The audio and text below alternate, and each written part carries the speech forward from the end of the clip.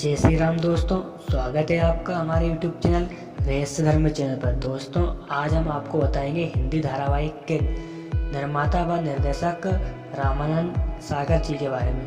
दोस्तों, रामानंद सागर जी का जन्म लाहौर के नज़दीक असल गुरु नामक स्थान पर 29 दिसंबर 1927 को एक धनी परिवार में हुआ था। रामानंद को उनकी नानी ने गोद लिया था। पहले उनका नाम चंद्रमौली था, लेकिन नानी ने उनका नाम बदलकर रामानंद रख दिया। यह सत्य है कि रामानंद सागर को अपने असल माता पिता का प्यार बिल्कुल नहीं मिला। उस समय उनके परिवार की गिनती लाहौर के धनी परिवारों में होती थी। वे परिवार बहुत ही शान शौकत वाला था, लेकिन जब 1947 में देश का विभाजन हुआ तो रामानंद सागर के परिवार को अपना जमाया व्यापार, सारे धन दौलत आदि को छोड़कर कश्मीर आना पड़ा। रामानंद सागर जब बंटवारे के समय भारत आए तो उस वक्त उनके पास संपत्ति के रूप में महज 5 आने थे। यहीं से रामानंद सागर के परिवारों की मुश्किलें और भी बढ़ने लगी। अर्थगत अभाव के कारण रामानंद की पढ़ाई में रुकावटें आने लगी तो उन्होंने एक चपरासी के तौर पर काम करना शुरू किया, जिससे उनके पास कुछ काम लायक पैसे आने लगे। अपनी पढ़ाई जारी रखने के लिए उन्होंने ट्रक क्लीनर से लेकर साबुन बेचने और सुनार का भी काम किया। रामानंद सागर दिन में ये सब काम करते थे और रात में पढ़ाई करते थे। मेधावी होने के कारण उन्हें पंजाब विश्वविद्यालय से स्वर्ण पदक भी मिला और रामानंद सागर को पत्रकार बेचकर वह अखबार में समाचार संपादक के पद तक पहुंच गए। दोस्तों, रामानंद सागर के जीवन में नया मोड़ तब आया जब उन्होंने मुंबई मायानगरी का रुख किया। वहाँ उन्होंने readers of the rail road नाम की एक मुख्य फिल्म में एक पेपर बॉय के तौर पर अपनी करियर की शुरुआत की। इसके बाद रामानंद सागर ने पृथ्वीराज कपूर के पृथ्वी थिएटर में असिस्टेंट मैनेजर के तौर पर काम किया था। राज कपूर की फिल्म वर्षा की कहानी और स्क्रीन प्ले उन्होंने ही लिखा था।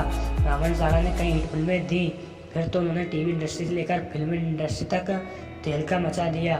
दोस्तों, फिल्म क्षेत्र से जुड़कर रामानंद सागर ने 1950 में खुद की प्रोडक्शन कंपनी सागर आर्ट्स बनाई, जिसकी पहली फिल्म मेहमान थी। वर्ष 1985 में वह छोटे पर्दे की दुनिया में उतर गए और विक्रम बेताल, दादा दादी की कहानियाँ, रामायण, कृष्णा, अलिफ लीला और जय गंगा मैया जैसे चर्चित धारावाहिक रामायण लोगों के दिलों में रामानंद सागर के एक आदर्श व्यक्तित्व की छवि सर्वदा के लिए स्थापित कर दी और ऐसे धारावाहिक चैनलों के टॉपिक को उन्होंने लोगों के सामने लाकर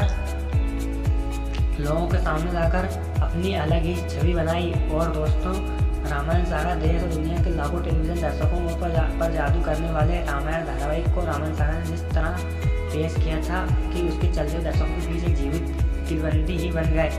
लोग रविवार की सुबह स्नान कर टेलीविजन को पूजा पाठ कर बहुत ही आध्यात्मिक भाव से बड़ी बेसब्री से रामायण का इंतजार करते थे और एक टेलीविजन सेट पर गांव मोहल्ले के लोगों का हुजूम ही उमड़ पड़ता था। बस और ट्रकों के ड्राइवर अपने वाहनों को ब्रेक लगाकर रामायण देखने के लिए किसी ढाबे में लगे टेलीविजन से चिपक जाते थे। दोस्तों, रामायण सागर वास्तव में रामायण की प्रतिभा सागर की भांति गहरी और विशाल थी। उन्हें जो करोड़ों दशकों समाज को दिशा देने वाले संतों महात्मा का भी अत्यंत स्नेह और आशीर्वाद भी प्राप्त हुआ।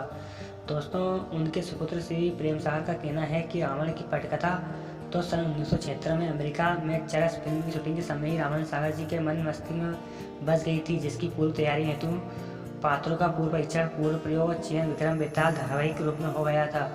दोस्तों, रामायण को टेलीविजन पर आए आज करीब 35 साल हो चुके हैं, लेकिन आज भी उसका जादू लोगों के सिर पर चढ़कर बोलता है। उनकी रामायण के राम, सीता, अरुण गोविल और दीपिका चिखलिया को लोग सच में राम सीता समझने लगे और सम्मान देने लगे। उनके द्वारा प्रसिद्ध रामायण ने देश भर में एक तरह से सनातनी संस्कृति की जन लहर ही जागृत कर दी। कोरोना काल में टेलीविजन पर एक बार पुनः रामायण का प्रसारण किया गया। इस बार भी उसका जादू सबके सर पर चढ़कर बोलने लगा। करीब 35 वर्ष पुराना धारावाहिक भी अन्य सभी टेलीविजन कार्यक्रमों से ज़्यादा टीआरपी को प्राप्त हुआ।